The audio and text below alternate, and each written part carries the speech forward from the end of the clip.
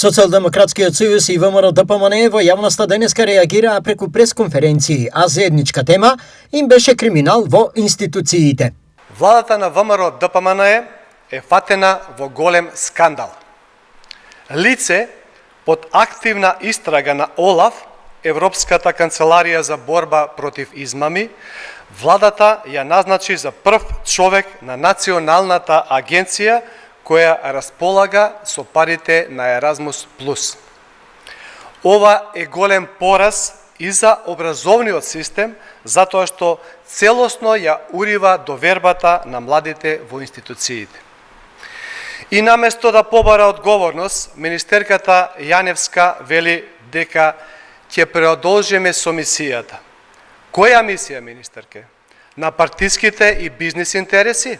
Во своето 7-годишно владење не постоеше институција во која СДС немаше направено криминал. СДС, Филипче и Заев се синоним за криминал, корупција и неспособност. Нема институција во која не влегоа и не оставија пустош кога излегоа. Затоа пред да излезат повторно со пресконференции и соопштенија, СДС прво да си го погледнат својот двор. Нивниот двор е полн со луѓе кои извршувале јавни функции и скоро па да нема некој кој не бил поврзан со некаков сомнеж или пак сторен криминал.